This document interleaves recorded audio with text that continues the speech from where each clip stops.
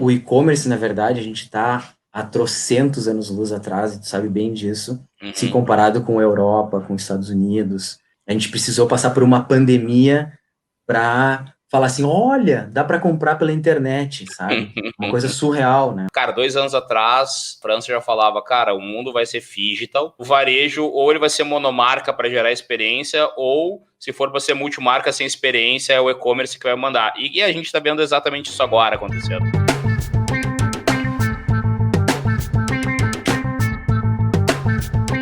Cara, então vamos lá, o Play tá ligado, então, velho, salve, salve, salve todo mundo que tá aqui com a gente no podcast Caixa de Ferramentas.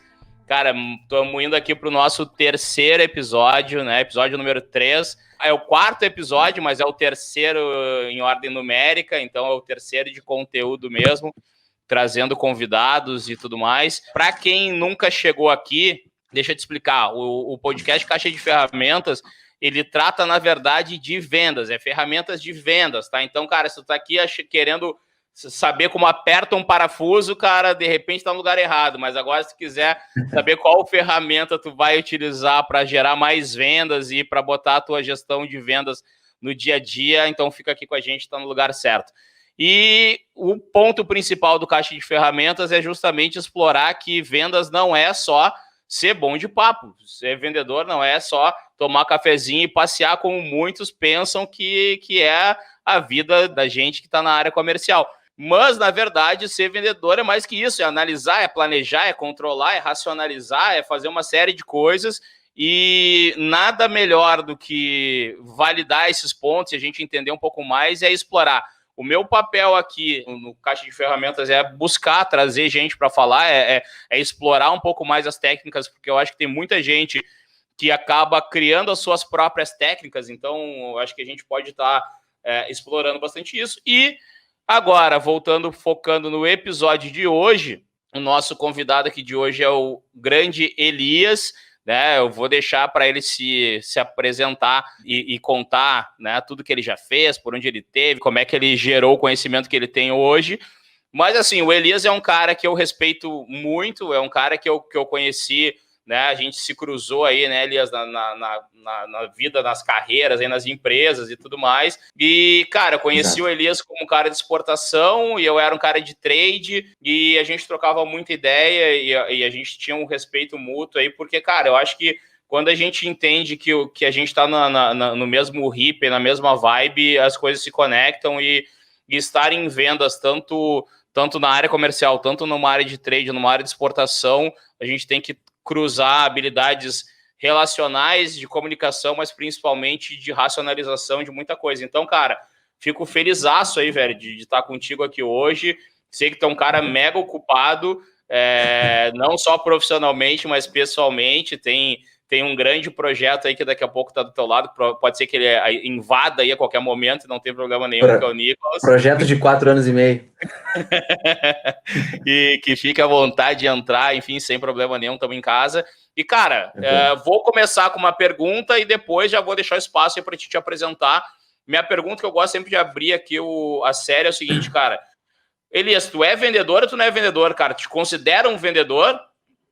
Sem dúvida alguma, sem dúvida alguma.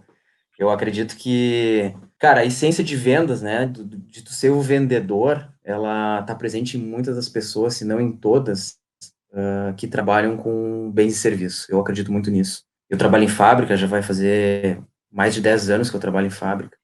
E tu ter a essência de venda dentro da fábrica, dentro de um departamento de compras, dentro de um departamento financeiro, dentro do departamento de marketing, vendas nem se fala, né, comercial, é muito importante. É muito importante para tu alavancar novos negócios, é importante para oxigenar o negócio.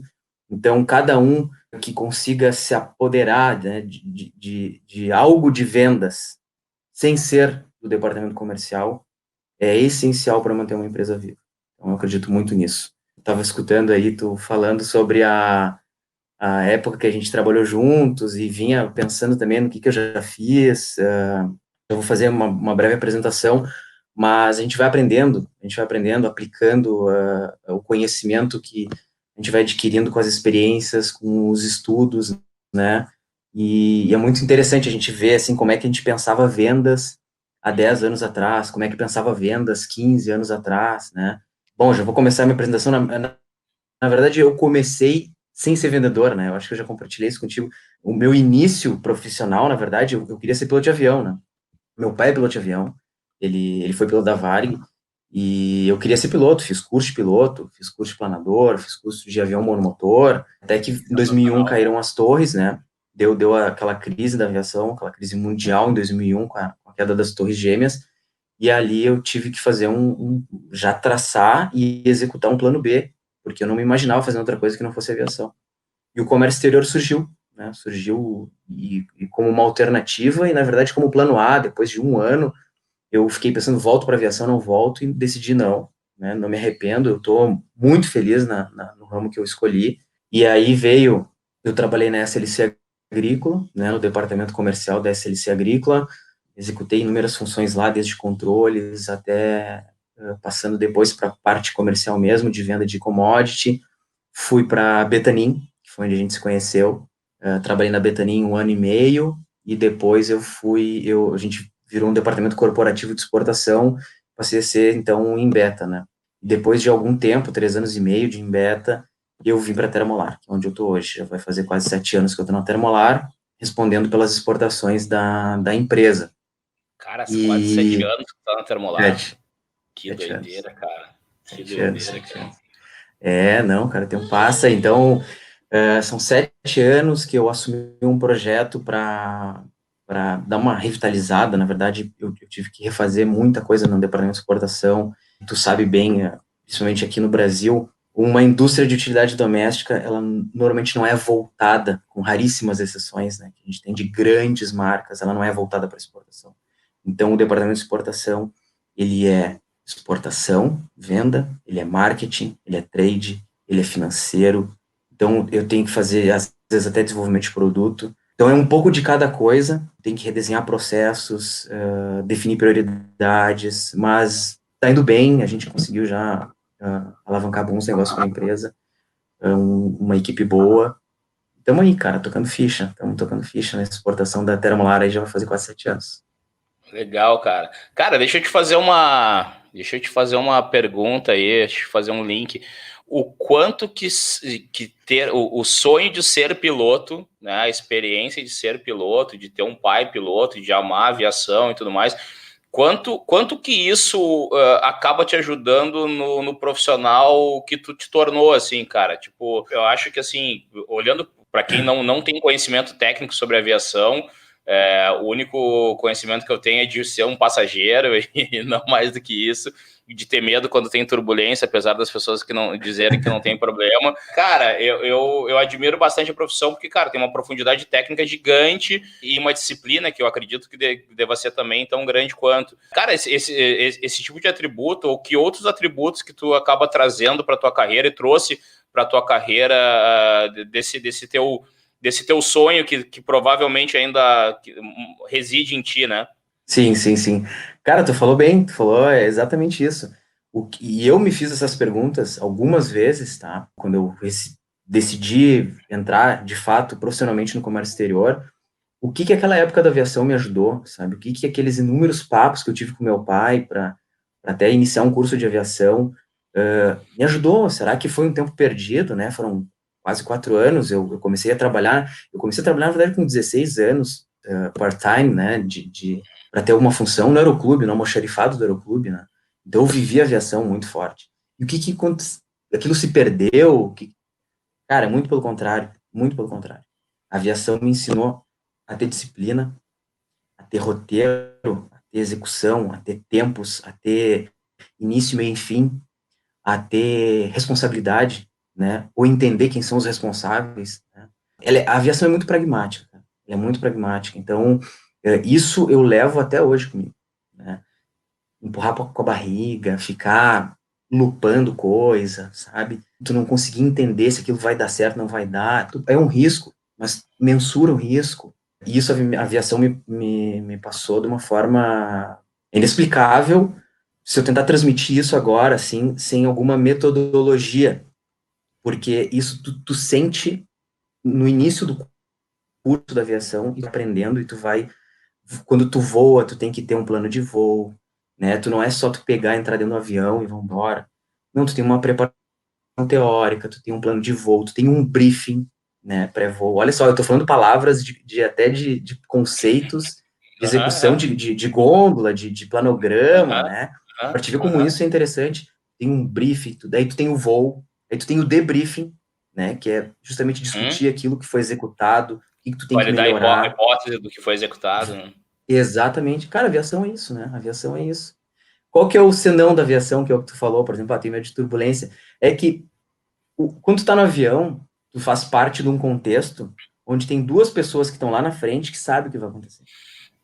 E no carro tu não sente isso, porque no carro tu tá vendo ali, olha, tem um quebra-mola ali logo adiante. Ou o cara fazer a curva. Puta, tem um caminhão, o cara vai debrear, agora vai frear. Não tem isso, né? Só tem um aviso, né? Ó, vamos atravessar uma área de turbulência, né? Aí o pessoal já não sabe se é forte, se é fraco. Mas, cara, até hoje eu levo isso comigo. Esse pragmatismo, essa questão mais metódica e de ter os tempos, né? Os roteiros. Tal. Então, isso é aviação pura. E eu vejo que tu tem muito isso. Isso aí é coisa de aviador, cara. Tu conversa com um piloto, não tem piloto, assim, raríssimas exceções, não tem piloto que seja, sabe, pragmático, porque a profissão exige isso, não tem meio termo, é o que meu pai fala, por exemplo, ou tu pousa ou tu arremete, cara, não tem meio termo, sabe? Ou tu vai, pousa o Genial. avião, ou tu arremete e vai para alternativa, tenta mais uma vez, tenta 3 vezes, não deu, vai para outro aeroporto, tá tudo desenhado, então é metodologia pura. Genial, cara, genial. E tem o que tu falou agora, pô, pra mim faz muito sentido, né, cara? Talvez o medo de turbulência seja a falta de entendimento gerado pela falta de controle, né? E não é que não tem alguém que não tenha controle, não, pelo contrário, tem gente que tá tendo controle, tá lá na frente, tá, Sim. se preparou, estudou e tal, planejou, fez o briefing, vai fazer o debriefing, enfim. É um cara Uhum. que tá lá, tá seguro, né, do que tá Sim, acontecendo e sabe para onde tá indo e sabe por que tá tomando aquela decisão e tal. Agora eu, exato. enquanto pessoa que tá ali só sendo levada, eu tenho muito mais insegurança, né? Eu tenho muito menos clareza e tal.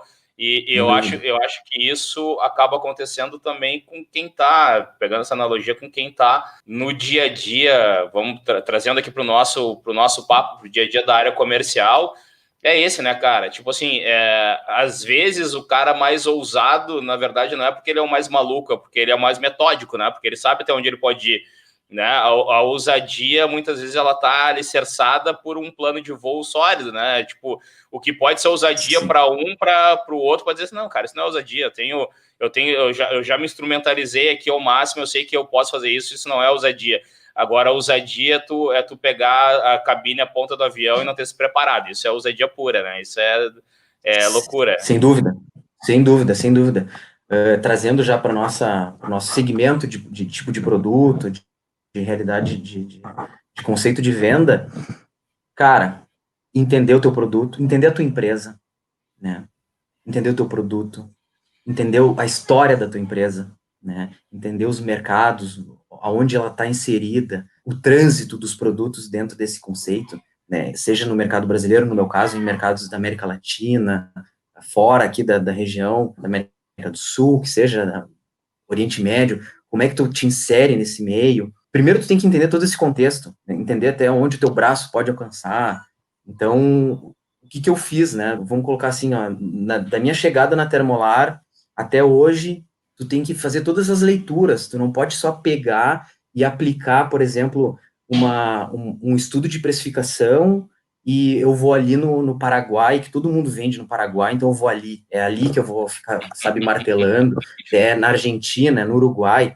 Ok, são os mercados mais cativos, são os mercados mais atraentes, eu não tenho dúvida nenhuma, né? Mas faz uma leitura, entende aonde o teu produto pode ter uma atratividade, aonde o teu produto pode encaixar dentro de um conceito de consumo interessante, né? Te reforça com estudos, com análises, né? A gente tem inúmeras bases de dados aí que a gente pode pegar de importação. Isso é uma coisa bem interessante. Tu tem, por exemplo, cara, isso é uma coisa legal que algumas empresas, eu até já escutei da Fiergs isso. A Fiergs, ela tem um centro de inteligência de estudo de mercado tão legal e pouco explorado pelas indústrias aqui do Rio Grande do Sul, que é legal a gente divulgar, sabe? Eles fizeram um mapeamento junto com a gente aqui na exportação da Termolar, a gente fez um briefing sobre quais eram as nossas necessidades, né, de alavancar a exportação e tal. Eles fizeram, por exemplo, dentro do globo, quais são os mercados que hoje mais consomem garrafa térmica. Desses mercados, da onde vêm essas compras? Elas são de fábricas locais ou vêm de fora? Vêm de fora. Vem da onde? Vem de tais regiões do globo. E do Brasil, quais são os que compram? São esses. Aí tu vai cruzando tudo isso, tu vai entendendo por que, por exemplo, um mercado que compra muita garrafa térmica, por exemplo, vamos pegar, sei lá, Coreia do Sul, né? Consome muita garrafa térmica. Não compra do Brasil, compra basicamente da China. Tem acordo bilateral com o Brasil? Não tem. Tem acordo de isenção de... Não. Aí tu vai entendendo os porquês. Tá, mas vamos para um que compra menos, mas que compra muito da América do Sul, compra muito do Brasil. Ah, tá aqui. Por que não compra ainda da Termolar? Vamos estudar. É preço? É design de produto? Sabe o que é? Ah, não é tanto garrafa térmica de 1 litro, é mais de meio litro. Então, cara, tem muita coisa pré-venda. Isso que eu tô te falando é só para tu entender, né? Só para que se entenda, tipo, vamos gastar energia onde a gente tem que gastar, né? Vamos realmente se debulhar em estratégia de ingresso, de inserção de marca, de produto no mercado, onde tu vê que vai ter um resultado no curto e no médio prazo, né? Não vamos gastar todas as fichas, quer abraçar o mundo, não abraça nada. Então, assim, tem mercados atrativos, por exemplo, para produto brasileiro, dentro do escopo do Brasil, tu ainda tem a tua característica, então aonde que a Termolar vai entrar? Ah, vai entrar aqui, aqui, aqui. E assim a gente vai indo, a gente vai indo. E, cara, a gente tem tido um resultado bem interessante, né, com relação a isso. A gente consegue, hoje, a Termolar, quando eu entrei, ela atuava basicamente em 6, 7 países, hoje a gente está em 35, né, e são países que a gente tem leituras distintas, né, ingressos, formas de entrada distinta também, fazendo um cruzamento com vendas do Brasil. A gente trabalha muito com distribuidor, que é uma coisa que eu sei que tu acha legal, tu sempre teve muito envolvimento na Betanin, a gente trabalhava muito com distribuidor no Brasil, me lembro disso. E a exportação também, ela tem esse viés, né, de trabalhar muito com distribuidor. Até me perguntavam isso no início na Termolar, tu veio com cacoete da Betanin. Não é que eu vim com cacoete da Betanin, é que na exportação, com a realidade competitiva que a gente tem, né, qual é o melhor método para te entrar num país, para gerar um volume, né, e uma sequência, né, uma rotação de venda contínua e que trabalhe a tua marca, né? Não tem outra, não tem um outro mecanismo que faça tu gerar valor para a marca, né, aumentar o valor percebido de produto, né? É que tem aquele fator, Então, né, Elias? Muitas pessoas, elas encaram um repasse de atividades, vamos chamar assim, uma terceirização da atividade primária, né? Digamos assim, cara, o teu negócio é vender, né? Se tu tá repassando essa função para o distribuidor, em tese tu tá terceirizando, né? O teu trabalho, né? E aí cria-se alguns paradigmas, assim, né? Algumas coisas, alguns mitos e tal. Só que, cara, na verdade é um exercício de humildade, né? Um exercício no primeiro momento de humildade. Cara, quando é que tu terceiriza algo? Cara, quando tu claramente não tem condições de executar aquilo tu mesmo, né? É fato. Tipo, cara, quando é exato. que tu vai fazer, tu vai fazer toda a fiação elétrica e tubulação da tua casa, cara, ou tu vai contratar alguém que saiba fazer? Cara, eu vou contratar alguém que saiba fazer. Por mais legal que seja poder fazer, cara, eu não sei, então eu não vou colocar em risco a minha estrutura só porque eu não tive humildade de dizer assim, cara, não sei, eu vou contratar alguém que saiba fazer, vou fazer bem feito.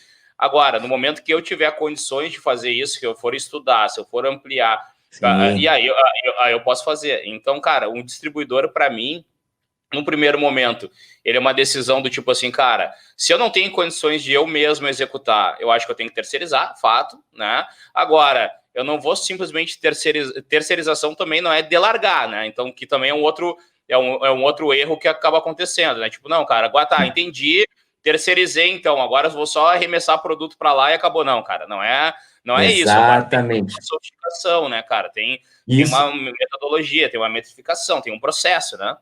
exatamente. E esse é o ponto que eu queria tocar também contigo, né? É justamente, e é aí que a gente vai desmistificando a questão do quão profissional a gente é e implementa isso no dia a dia, não é uma coisa assim, tipo, olha lá, ele tem um distribuidor e tá bom, tipo, olha, vem um pedido todo mês. Não, vem um pedido todo mês, mas por quê? Vamos ver atrás disso o que está acontecendo. Pô, todo mês não, toda semana, análise de sell-in, de sell-out, né? Curva de venda, curva ABC, junto com o distribuidor. A gente tem Margem, um markup, cruzamento de dados, margem, markup, análise de penetração por segmento, né? dias de Por estoque. exemplo, muito aqui dias de estoque. Aqui na América do Sul a gente trabalha muito também com, a gente chama de preço sugerido, que são os preços por canal para cada tipo de produto. Então, assim, a gente tem o canal moderno, que eles chamam que é supermercado, home center e tal. A gente Mercado, tem o maiorista, né, que são os atacados. atacados, o minorista. Cara, para cada canal, uma precificação, né? Para cada canal, uma estratégia. Para cada canal tem um vendedor, uma equipe de vendedores designada para a execução da rota do dia ou para as visitas da semana. A gente faz esse acompanhamento semanal. Então, assim, não é, sabe, demanda. Claro que demanda. Não é fácil. Não é fácil, né? Não é tu pegar e largar produto, né? E a gente consegue ver, dentro do contexto do mercado, tu consegue ver quem é quem, né?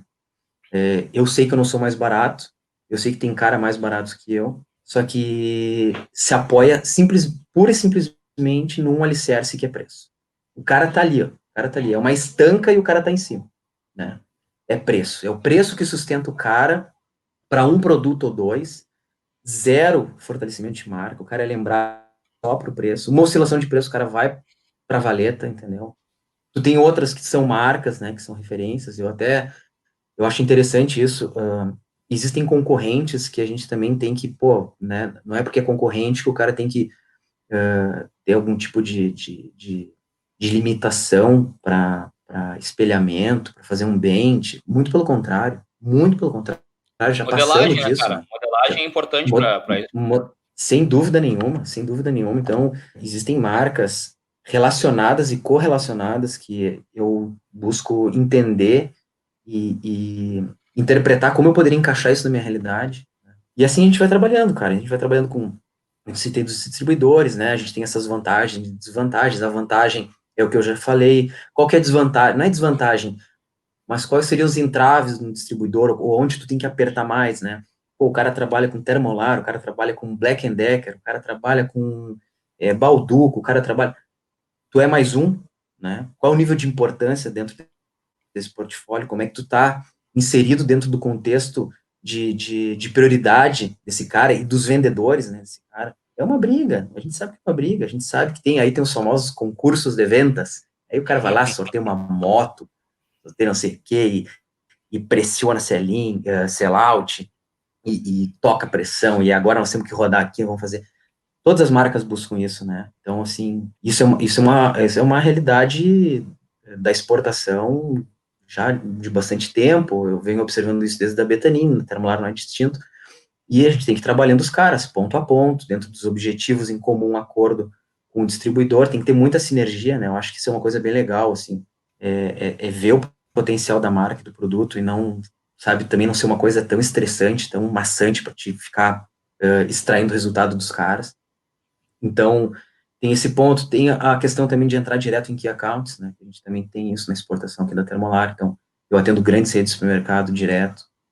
Qual que é o ponto positivo? Pô, o ponto positivo, tu tá entrando direto numa vitrine do varejo, sabe? Para ir direto para gôndola, para planograma e tal, de uma forma espetacular. Né? Isso aí é geração de valor de marca, isso aí é o incremento do teu valor percebido de produto. É um key account, né? Nessas a gente conhece.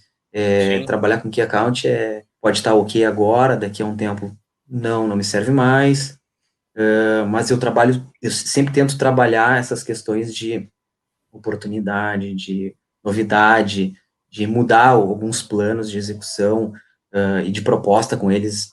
Periodicamente eu vou revisando. Então, tem essas questões aí também. E assim a gente vai indo, cara. Assim a gente vai indo. Cada mercado, um mercado, uma realidade, uma rotação diferente. Tem mercados que a gente entende, justamente pelo que eu já comentei lá atrás, por questão de atratividade de consumo de tipo de produto. Eu entendo que não é uma coisa para ficar maquinando, sabe? o racional de compra daquele mercado, ele é 2 vezes no ano, por exemplo. E, cara, uma coisa que eu, assim, aproveitando, assim, que eu acho, cara, sei lá, mágico no trabalho da exportação, que eu sempre vi, assim, cara, de verdade, assim, cara, com tesão mesmo, tipo assim, porra, cara, é um negócio massa de trabalhar, porque, assim, a gente que vive num país com uma indústria forte, né, a gente depois, quando começa a visitar outros países, tu começa a ver que tem cara que é, né, que vive da importação, porque não tem uma indústria nacional muito forte e tal.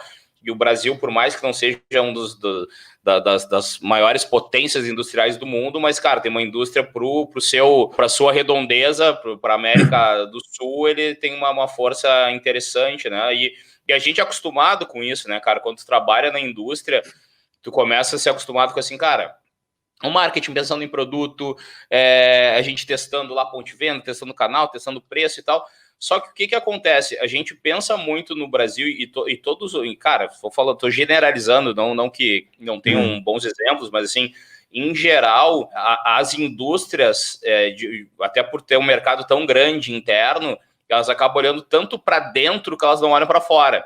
Elas fazem uma exportação, mas é muito mais como se fosse mais um meio de abrir vendas do que praticamente entender que ao fazer a exportação, cara, tu tem um mundo completamente diferente daquele que tu te virou para atender, né? Exato. E aí, para mim, tá mágica, assim, aí como profissional, para mim tá mágica é o seguinte, porque, cara, tu na tua fala, tu citou bastante isso, né? Do tipo assim, cara, na exportação eu tenho que, às vezes, desenvolver produto, né? E por que às vezes tu tem que desenvolver produto? Porque, cara, como o teu produto ele foi criado, concebido, e não falo só o atual, né?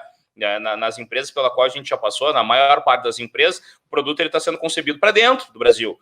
Só que, cara, quando tu vai para fora, velho, é outra cultura, é outra maneira, Exatamente. são outros costumes, né, de forma geral, a maneira que ele se interrelaciona e pensa o teu produto, muitas vezes não é a mesma que o brasileiro pensa.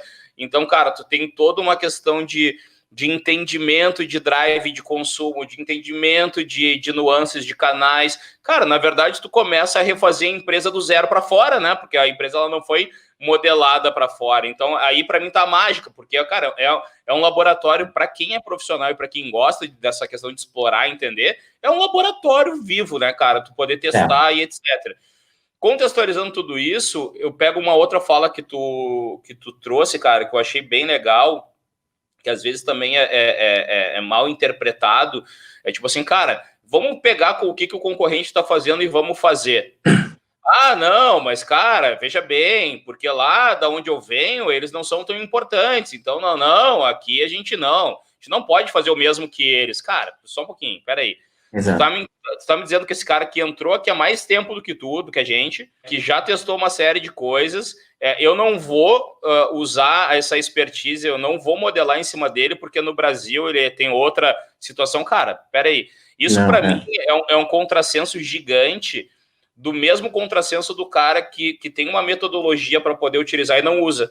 Né? Porque assim, cara, metodologia é o quê? É modelagem, né? Tipo, alguém foi lá, testou, viu, não deu certo, corrigiu, viu, não deu certo, corrigiu. Antes de tu tentar alguma coisa do zero, em tese, entende o que já está sendo feito e depois propõe uma mudança, né? E é isso, né, cara? Quando tu vai para um outro país que tu tem que entender tudo isso, precisa modelar, tu precisa entender para depois sugerir, né, cara? Sem dúvida alguma, sem dúvida alguma. E assim, ó, e às vezes parece que demora, né, para cair essa ficha para algumas pessoas. São ranços, né? São ranços para alguns departamentos ou algum tipo de liderança tem que entender essa mecânica que ela só vem para ajudar, na verdade, para encurtar caminho, para poder tu entender aquilo dentro da tua realidade, poder executar um serviço melhor, aprimorar algum tipo de estratégia. Mas tu estava falando sobre a questão da exportação, né?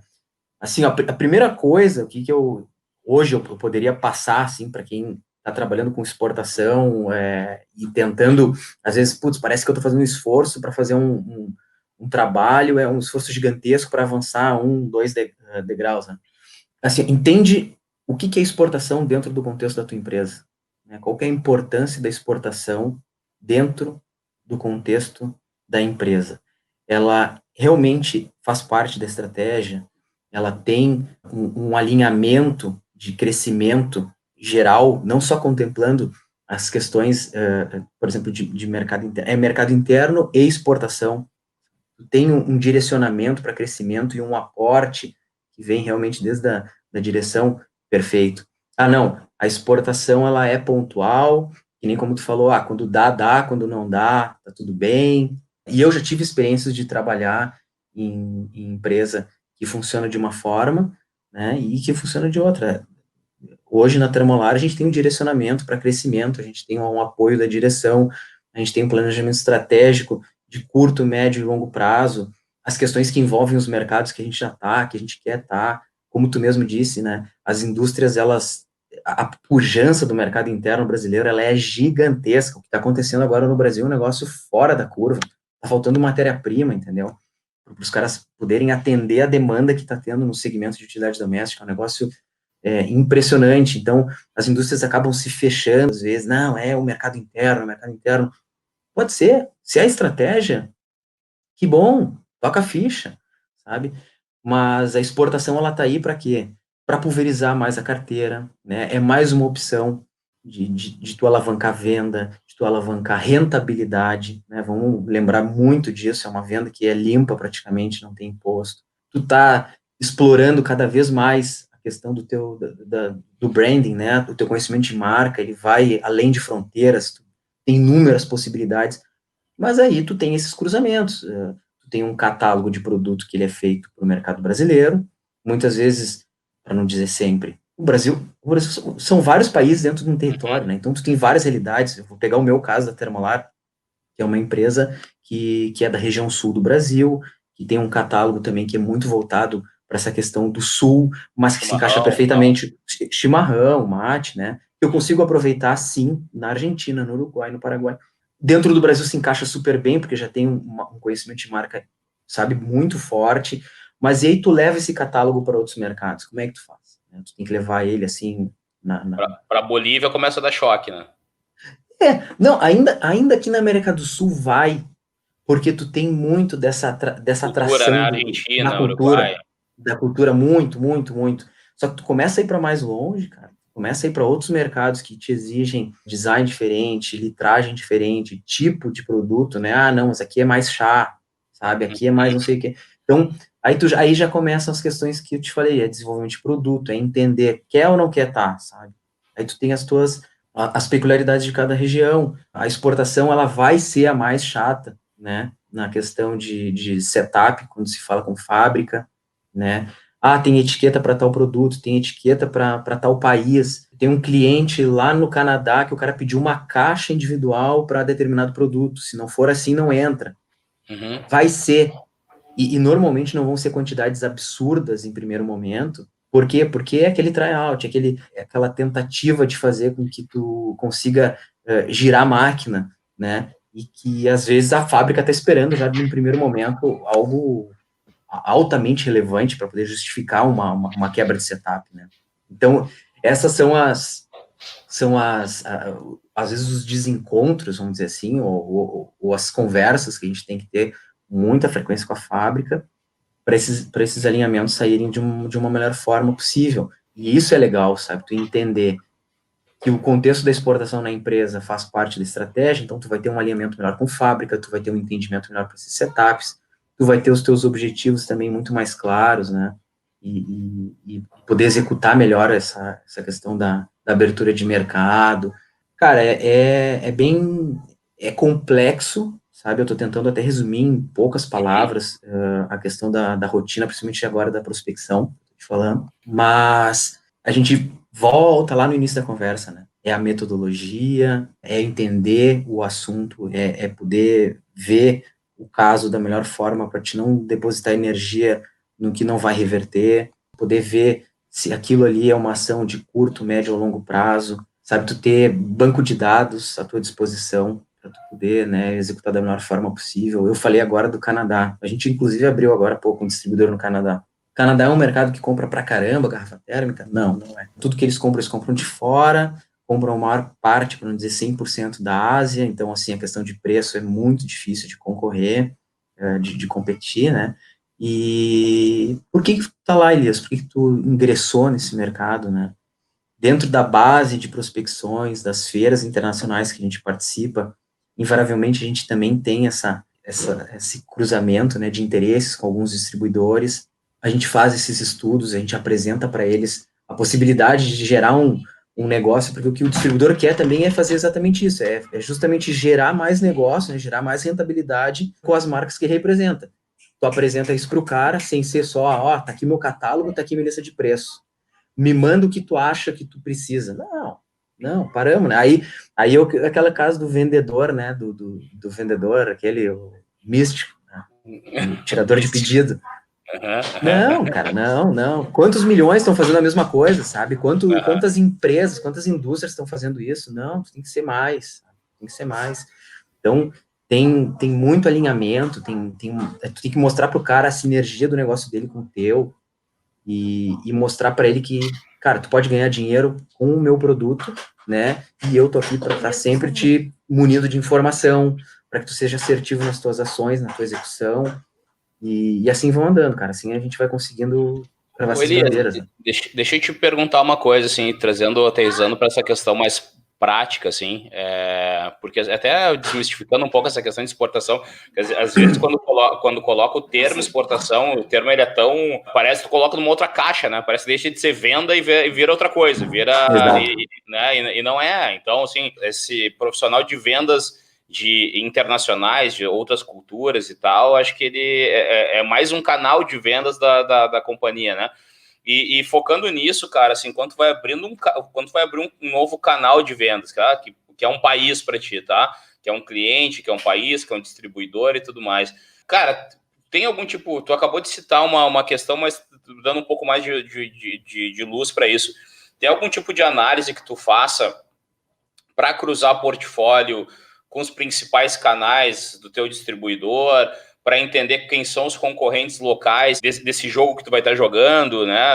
Hoje com garrafa térmica, amanhã com outra categoria qualquer, enfim. Mas a questão assim, como é que acontece isso na prática, cara? Como é que tu apresenta essa solução para o teu cliente B2B, assim, para o cara dizer assim, cara, puta, eu preciso ter esse cara no meu portfólio porque faz sentido, né? Como é que parte essa elucidação da vontade do cara trabalhar contigo? Como é que tu mostra isso para ele? Principalmente nesses mercados onde a gente tem mais acesso à informação, né, César? Eu consigo ter, por exemplo, assim, ó, uma análise de dados que vai desde o player que está lá naquele mercado, desde a marca que está mais, ou seja, que está mais presente, com um melhor planograma, com um melhor mix, o preço médio daquele cara na categoria, quanto que ele representa dentro da questão de market share em determinados canais, por exemplo, o cara é muito, eu tenho isso, tem mercados que eu tenho marca X, que é extremamente importante no canal de supermercado, tá? Vamos dizer assim, no canal que eles chamam de canal moderno, que é supermercado, home centers. Tal. O cara é muito importante ali. Só que o cara não tem entrada no canal maiorista, no atacado, tá? E é justamente por questão de precificação. Então, o cara tem um alto valor de marca, ele tem um preço médio que é relativamente alto, ele tem uma percepção de marca que é interessante para determinado tipo de consumidor, só que para fatia geral, o que mais importa daquele mercado em termos de volume, o cara não existe. E eu consigo fazer essas análises, eu consigo mostrar isso para os meus prospects, né, para quem eu estou querendo vender, para quem eu estou aportando a minha estratégia e a proposta de negócio, eu consigo mostrar isso para eles, né. Não são em todos os casos, porque também é muito complicado tu ter isso para praticamente todos os mercados que está prospectando, mas para os que a gente tem mais acesso à informação, eu consigo sem problema nenhum, assim, ter, além de dimensionar qual seria a relevância do ingresso da minha marca no negócio do cara, falando de produto, de preço, de rentabilidade, aonde o cara pode colocar o meu produto no mercado, qual o mix ideal para aquele país que ele está situado. Eu já fiz uma curva ABC antes, entendeu? Para não oferecer para ele o que ele não precisa. Já estou mostrando para ele quais são os concorrentes, qual é o direcionamento de markup, qual é o direcionamento de preço para determinado produto naquele canal. A gente consegue fazer isso, a gente consegue fazer isso. E isso, para algumas empresas, e aí vamos colocar assim, do segmento de utilidade doméstica, onde a internacionalização, onde a exportação não tem tanta relevância, já desde cima, tu imagina a motivação de um cara, de um executivo de vendas, para fazer esse trabalho prévio para fazer a prospecção, entendeu? Então, é por isso que eu digo assim, o engajamento, o entendimento da estratégia da empresa é muito importante, sabe? Porque isso também vai te fazer crescer como profissional. E eu só consigo aplicar isso hoje, eu só consigo desmembrar cada vez mais essas análises, porque desde cima eu tenho essa orientação. Senão, qual seria o porquê, né? Qual seria a razão de eu estar fazendo tudo isso? Cara, assim, ó, cada mercado vai te demandar de uma forma particular, né? Isso é bem claro. E uma coisa bem interessante desses mercados aqui da volta, César, que eu acho legal, é que, assim, ó, tu consegue pegar casos, por exemplo, de empresas correlacionadas que não tem nada a ver com garrafa térmica, mas que estão no mercado sendo utilidade doméstica, e tu pode alavancar teu negócio com esse fim, sabe, de observação, o que o cara está fazendo, não só em questão de estratégia de entrada de mercado, mas também de execução de ponto de venda. Eu vou pegar um caso bem peculiar aqui. A Tramontina, por exemplo, na Bolívia, ela tem um excelente trabalho, um excelente trabalho, né? E se tu for escutar a rua, tu escuta coisas diferentes, assim, tipo, não se pode no mercado ter mais do que 5 distribuidores aqui nesse país, porque senão vai causar um rebu aqui, vai todo mundo cruzar preço, sabe? Vai dar M aqui. Cara, tem muito mais, sabe? Tem 20, 30 distribuidores, sei lá quantos tem. E segue rodando a marca, segue, sabe, puxando. É um dos mercados que eles mais faturam, inclusive. Querendo ou não, é um ponto para ser observado, é um ponto para ser analisado.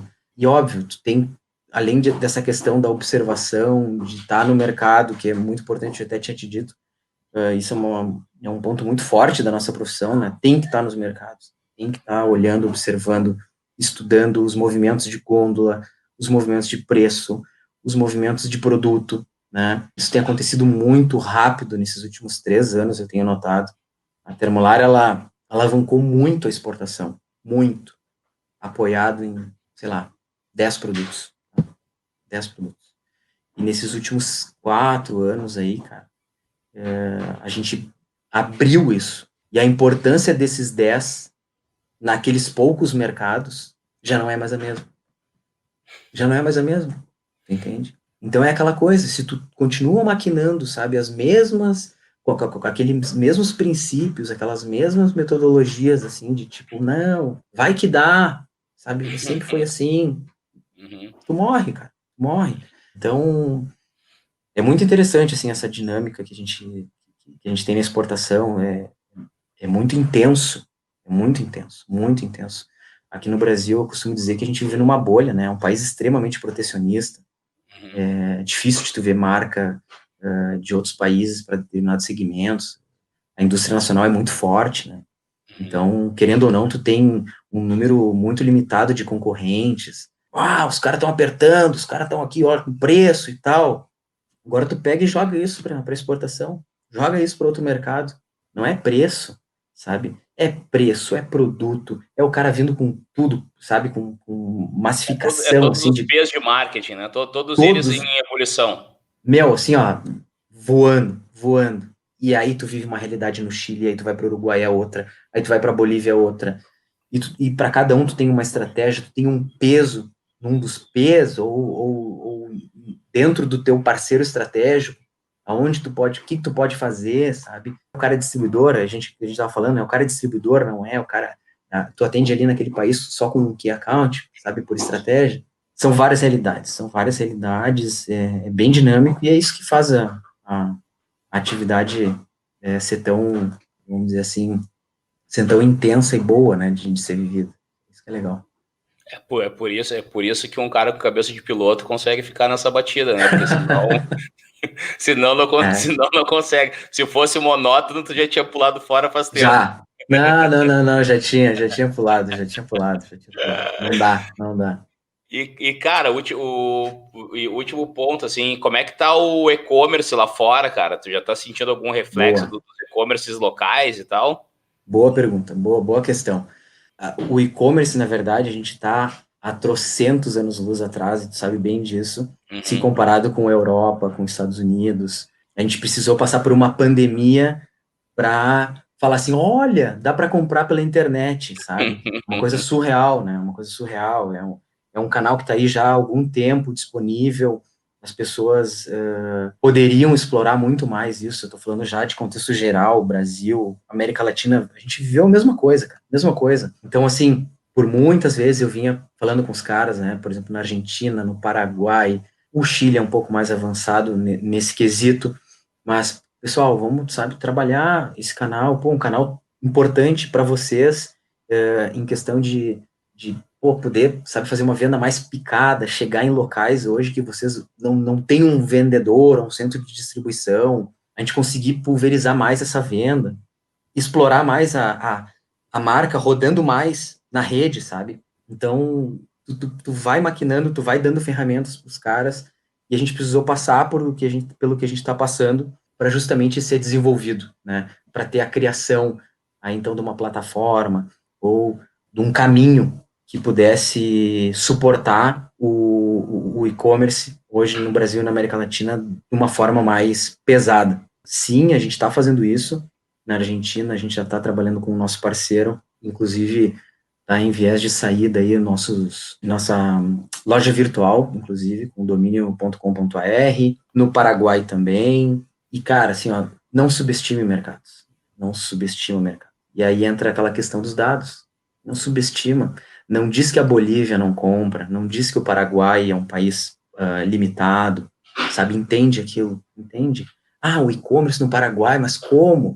Sabe? Se é um país que tem a renda média tal, tal. Aí o cara vai para os principais indicadores para poder suportar aquele preconceito, sabe? Não é assim, sabe? É um país que, pô, tu tem uma marca altamente reconhecida, que tem circulação boa no mercado, tu coloca numa plataforma, sabe, onde tu possa disponibilizar a venda do teu produto num canal digital, meu velho, por favor, sabe? E tu não mensura isso só na venda, só no faturamento, tu mensura isso na circulação da tua marca, sabe? Em vários meios, tu tá chegando através de um outro conceito na cabeça do shopper, né? Da pessoa que sabe que quer comprar, que vai comprar teu produto.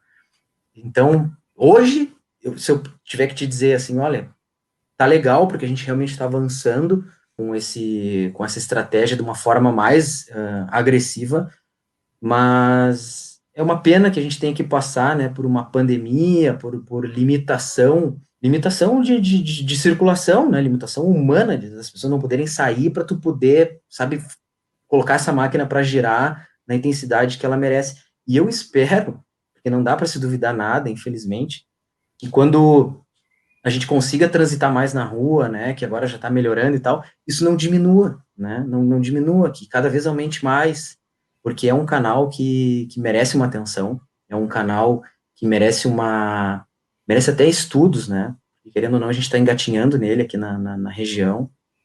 Lá vem de novo o Bent, né, vamos olhar a Europa, olha os Estados Unidos, olha o que os caras estão fazendo, sabe, olha o que já se faz naquele continente, naquela região, para estar tá gerando tanto faturamento nesse canal, sabe?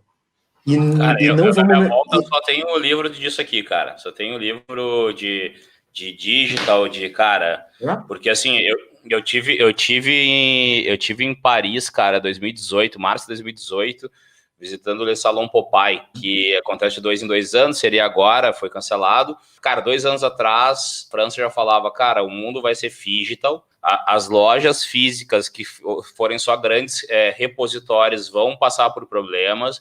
Loja física que não gera experiência, que só entrega produto, vai ser engolida de alguma forma, não sabemos ainda como, mas vai ser engolido de alguma forma. Cara, o varejo, ou ele vai ser monomarca para gerar experiência, ou se for para ser multimarca sem experiência, é o e-commerce que vai mandar. E a gente está vendo exatamente isso agora acontecendo. A pandemia exato. acelerou esse movimento assim agora. Quantas lojas estão virando dark stores aí que para poder só entregar os produtos, né? Compra online e retire na loja, né? Tipo, cara... Exato. E a doideira é a gente não entender isso como canal, né, Elias? É tipo, a gente olhar para esses negócios, porque, por exemplo, assim, cara, marketplace é um termo que ainda está muito distante da população de... Eu falo assim, falando do público de vendas, né? Não estou falando de consumidor, mas tipo do público de vendas em geral ainda está muito distante, assim. Mas, cara, marketplace é um atacado digital, velho. Tu tem que entender que o marketplace é um atacado digital, ele é multimarca. Tipo, tu coloca o teu produto lá, ele vai revender, ele é um grande canal para ti. Então, cara, tu tá fora desse jogo, velho. É isso aí. É uma questão de tempo. É uma questão de tempo, exatamente, exatamente. E o que sustenta ainda a morosidade aqui na região é que a gente, querendo ou não, tem que avançar em outros aspectos, né, César? Para poder atingir, vamos dizer assim, o senso prioritário das pessoas botarem a mão na massa nessa questão mais digital, né? Então, isso conforta ainda muitas cabeças, né? Isso conforta ainda muita gente que poderia estar decolando, né, com relação ao digital.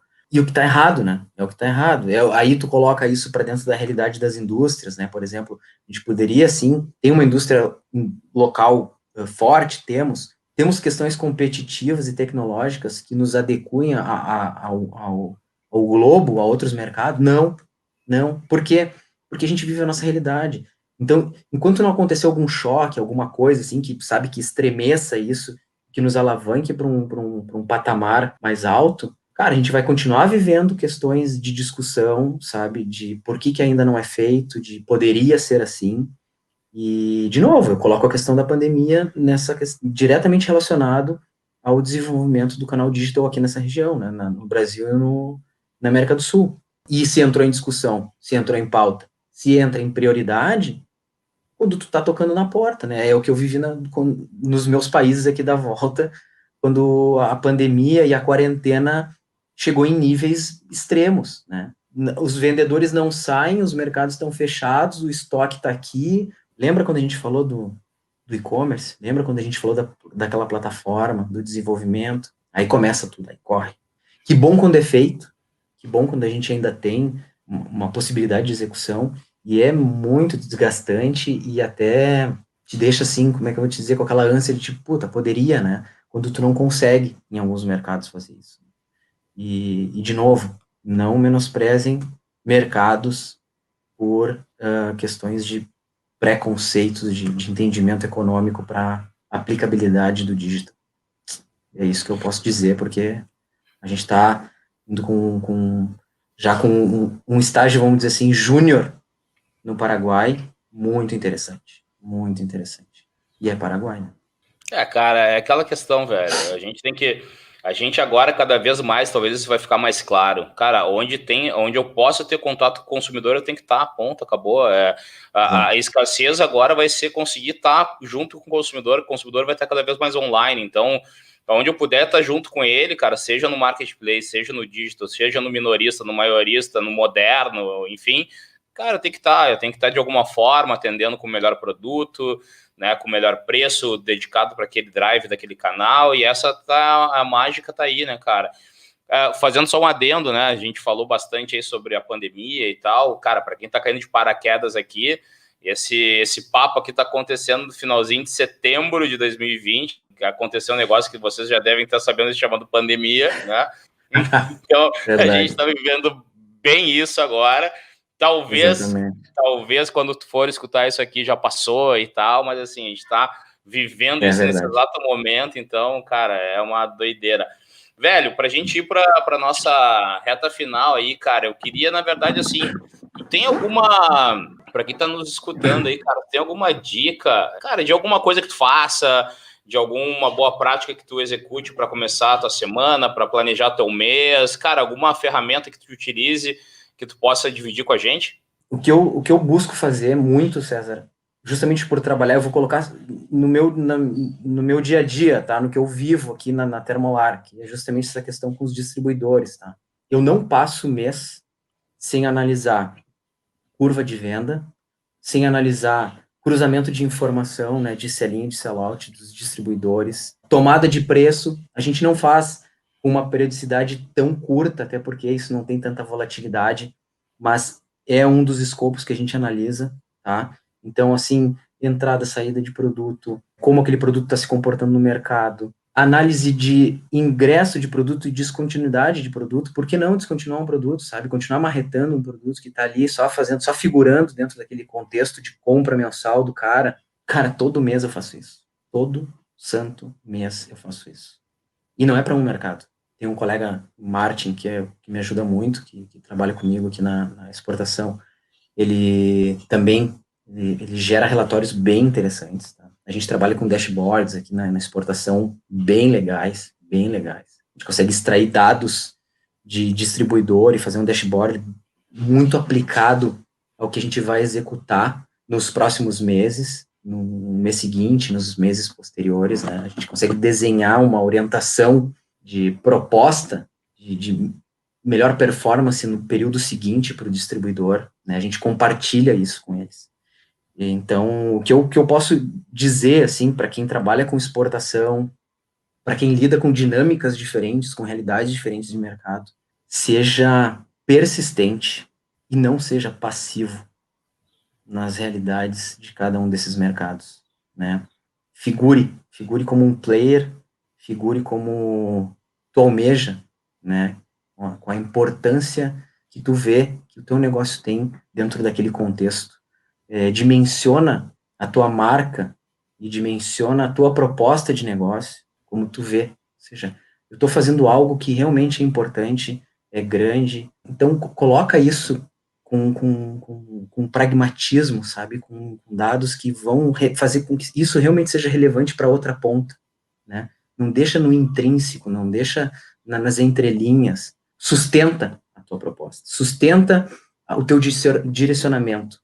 Então, até vou comentar uma coisa bem interessante, que quando eu entrei na Termolar, essa questão de, vamos colocar interferir, porque a gente interfere, né? Eu não vou falar que não.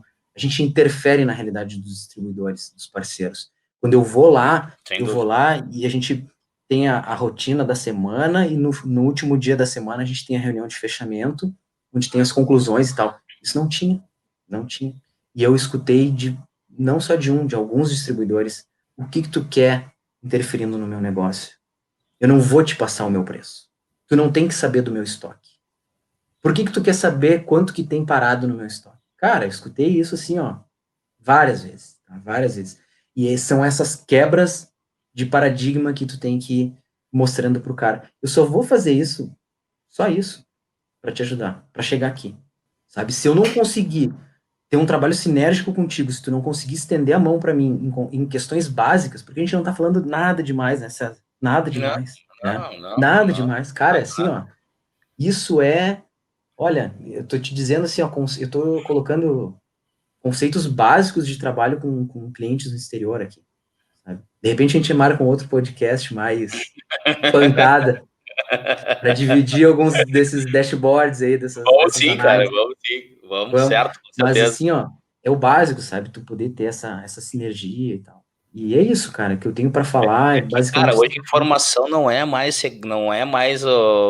cara, a gente viveu num mundo onde tu guardava informação, onde, né, segredo industrial e agora não posso te Ah, passar isso aqui, não, porque como é que eu vou te passar meu preço e tal? Velho, se tu continuar nessa não, batida, daqui a pouco vai vir o WeChat, o TikTok, esses caras tudo aí que eles nem te perguntam se tu vai passar o não, dado, isso já toma o dado.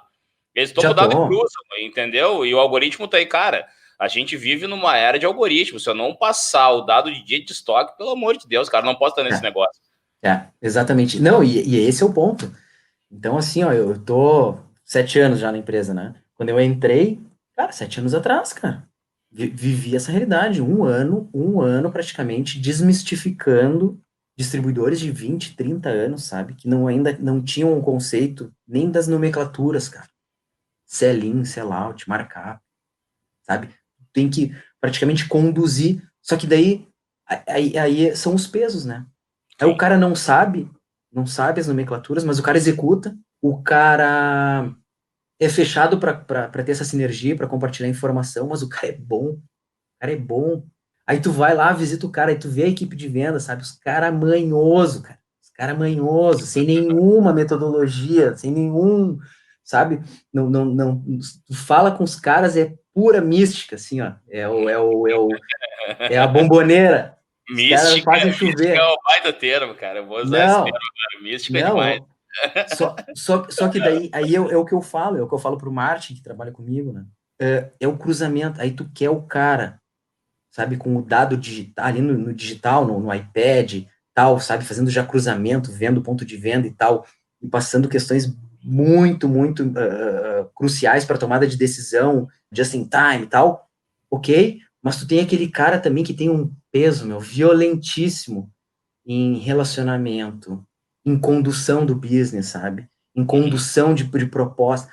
Então tu não pode deixar aquele cara viver aquilo, sabe, para frente, tu tem que continuar com ele porque ele é bom naquilo, e aquilo ali, pô, tá fazendo com que o teu negócio avance, mas tu tem que começar a quebrar a cabeça dele para outras coisas, para deixar o cara ainda melhor. Uhum. É Cara, o melhor dos dois faz mundos, né? Misturado, né? isso aí, é isso aí, é isso aí. Cara, eu vivi isso em todos os mercados aqui da América do Sul. Todos, sem exceção. Sem exceção. Sem exceção. E cada um com uma realidade. Cada um. Aí o argentino é daquele jeito que a gente sabe, né? Ah, tu tem que dar uma volta Cancheiro. no mundo, bro. Cancheiro, cancheiro. Parece que tá jogando o jogo de Libertadores com os caras, né?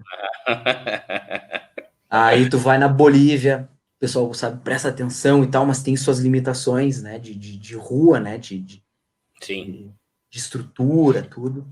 sim. Cara, é muito interessante, muito interessante. Então, é uma coisa Cara, bem, e bem legal. são mundos bem diferentes, né, cara? Eu tive a Ah, oportunidade de viajar com a equipe lá e tal, cara.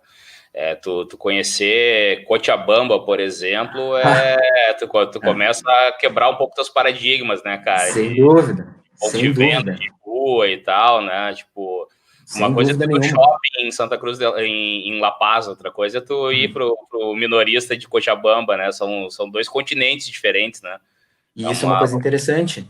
Quando se fala em exportação, fala, tu exporta para onde? Ah, tu exporta para o Uruguai, para Argentina, para Honduras, para o México. São os grandes centros que tu tem que analisar e o interior tu não pode descuidar, cara. Hum, Aí entra o estudo também da tua pulverização, da tua análise de mix por regional. hum, Cara, é o Brasil aplicado nos países, entendeu? é, é. O cara exporta para a Argentina. Beleza. Qual é o teu. O que tu é forte ali na Argentina? Qual é o teu mix? Ah, meu mix é tal. Beleza.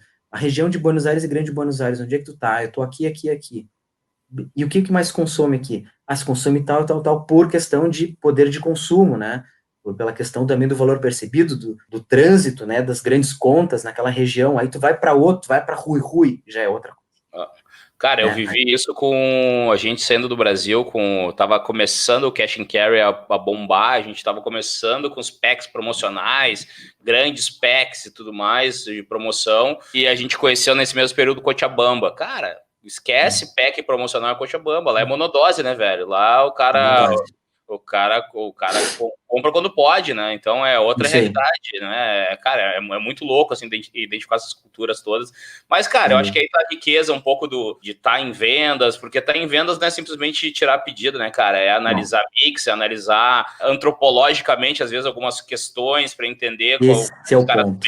pensam, né, cara? Cara, Entender como eles se relacionam. Puta, cara, é uma ciência multifacetada, assim, né, cara? Essa César, é a beleza, né?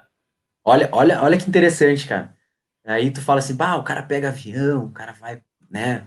A gente tem as feiras lá em Frankfurt, em Chicago, lá o cara vai pra Colômbia, o cara vai pro México e tal. Cara, uma das minhas realidades do ano é pegar o Ouro e Prata aqui na rodoviária E para o Uruguai. e ir para Livramento. Aí o nosso vendedor da região ali da fronteira me pega, a gente desce de Rivera, a gente vai até Montevidéu de carro, parando em, cara, várias cidadezinhas, e aí tu consegue ter noção de positivação de ponto de venda, tu consegue ter noção do que os caras estão fazendo com relação a preço, vindo desde Rivera até E metade Montevidéu. do país está no interior, né, cara? Metade está na capital e metade está no interior, né? Sem dúvida, cara, sem dúvida. Isso é uma das coisas, assim, ó, se eu puder falar em algumas palavras, assim, poucas palavras, o que tem de oportunidade nessas questões, assim, de, tipo, não desmerece o interior, não desmerece o interior, olha o interior dos países, E essa questão de ter uns preconceitos, né, do que a gente falou do digital em alguns países aí que tu mensura por PIB, sabe, por questão de DH e tal, olhem melhor isso. Cara, e tem algumas ferramentas aí para quem quiser depois buscar áreas brancas, ferramentas de áreas brancas. Ela ajuda também a mapear um pouco, identificar onde tem. E aí, cara? E aí, velho? Quer falar? Quer falar com o Titio? E aí, Nicolás? Oi. Tudo certo, cara? Vem aqui, aparece. Cara, sabe como é que é o nome desse tio aqui? Na verdade, a conversa hoje era contigo, cara. Teu pai que se meteu. Viu? Era conversa com o Nicolas. Fala assim, oi, tio César. Que e aí, cara, deixa eu te fazer uma pergunta. Tu é do Grêmio? Sim. É? Qual o jogador que tu mais gosta, filho do Grêmio? Kahneman.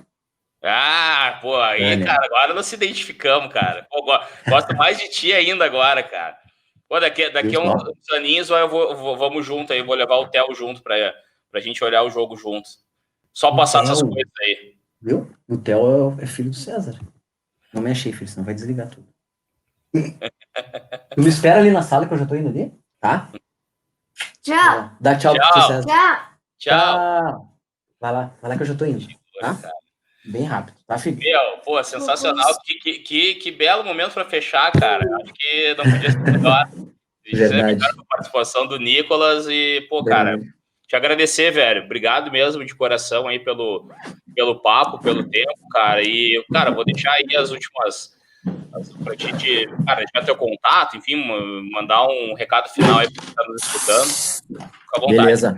Eu que agradeço, César. Valeu mesmo, cara. Obrigado por ter também feito o convite e poder mostrar um pouco da rotina, da questão da exportação, né, na indústria, no contexto brasileiro de utilidade doméstica. Cara, falei assim, ó, um pouco de tudo, né, um pouco também da questão da profissão, da rotina. Cara, só tenho que te agradecer essa oportunidade, poder repetir aí também com mais assuntos que eu consiga contribuir aí com os ouvintes, eu fico à disposição, cara. Agradeço bastante.